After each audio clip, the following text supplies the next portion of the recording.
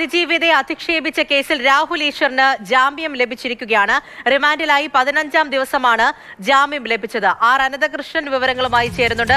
Ananthan, good evening. ഇതിപ്പോൾ കുറെ നാളുകളായിട്ട് ജയിലിൽ ഒരു വലിയ കാത്തിരിപ്പ് ഒരുപക്ഷെ രാഹുൽ ഈശ്വറിന് മാത്രമായി ഉണ്ടായിരുന്നു. അത്രത്തോളം വീണ്ടും അത് ചർച്ചയായി മാറുകയും ചെയ്തിട്ടുണ്ടായിരുന്നു. ഒടുവിൽ ഇപ്പോൾ ജാമ്യം ലഭിച്ചിരിക്കുകയാണ്. എന്തെല്ലാം ഉപാധികളുണ്ട്? വിവരങ്ങൾ. പൂജ, പാലക്കാട് MLA രാഹുൽ മാങ്കൂട്ടത്തിനെതിരെ പരാതി ഉന്നയിച്ച അതിജീവിതയെ സൈബറിടത്തിൽ അധിക്ഷേപിച്ചെന്ന കേസിലാണ് രാഹുൽ ഈശ്വറിനെ Thiruvananthapuram city cyber police arrest ചെയ്തത്. ഈ കേസിലാണ് രാഹുൽ ഈശ്വർ 14 ദിവസം റിമാൻഡിൽ പോയത്.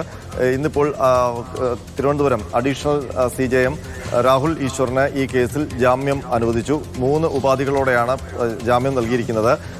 സമാനമായ കുറ്റങ്ങൾ ആവർത്തിക്കരുത്, അതിജീവിതയെ ഈ അന്വേഷണ ഉദ്യോഗസ്ഥന് മുൻപാകെ ഹാജരാകണം, അതുപോലെ തന്നെ അതിജീവിതയെ അധിക്ഷേപിക്കുന്ന രീതിയിൽ ഇനി പെരുമാറരുത് എന്നടക്കമുള്ള ഉപാധികളാണ് മുന്നോട്ട് വെച്ചിരിക്കുന്നത്.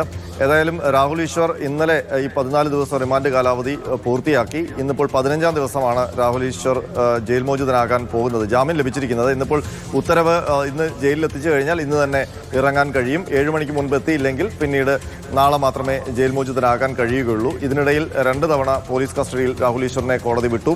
അതിനിടയിൽ 2 തവണ ജാമ്യാപേക്ഷ സമർപ്പിച്ചെങ്കിലും അനുവദിക്കപ്പെട്ടില്ല. 1 തവണ ജാമ്യാപേക്ഷ തള്ളി. 2ാമത്തെ തവണ നൽകിയപ്പോൾ 2 കോടതികളിൽ, മേൽക്കോടതിയിലും കീഴ്ക്കോടതിയിലും ഒരേ സമയം ജാമ്യ ഹർജി സമർപ്പിച്ചത് പ്രോസിക്യൂഷൻ ചോദ്യം ചെയ്യുകയൊക്കെ ചെയ്തു. അത്തരം വിചിത്രമായ നടപടികളൊക്കെ ഉണ്ടായി. അതിനുശേഷമാണ് ഈ റിമാൻഡ് കാലാവധി പൂർത്തിയായതിന് ശേഷം ഇന്നിപ്പോൾ ജാമ്യ ഹർജി പരിഗണിച്ചത്.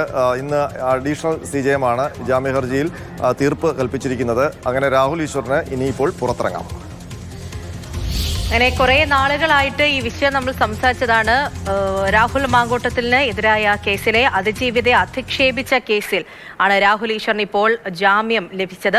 അപ്പോൾ ഇടയ്ക്കൊക്കെ തന്നെ തുടക്കത്തിൽ അറസ്റ്റുമായി ബന്ധപ്പെട്ടും പരിശോധനയൊക്കെ നടക്കുന്ന സമയത്തും ഈ റിമാൻഡിലൊക്കെ ആകുന്ന സമയത്തും ഒക്കെ പറഞ്ഞ കാര്യങ്ങളൊക്കെ നമ്മൾ കേട്ടതാണ്. അതോടൊപ്പം തന്നെ നിരാഹാര സമരമൊക്കെ ഉണ്ടായിരുന്നു. എന്തായാലും തിരിച്ചടിയാണ് ഇത്രയും നാളെ ലഭിച്ചത്. അതിനൊടുവിൽ ഇപ്പോൾ ജാമ്യം ലഭിച്ചിരിക്കുകയാണ്. അനന്തകൃഷ്ണനാണ് തിരുവനന്തപുരത്ത് നിന്നും വിവരങ്ങൾ നൽകിയത്.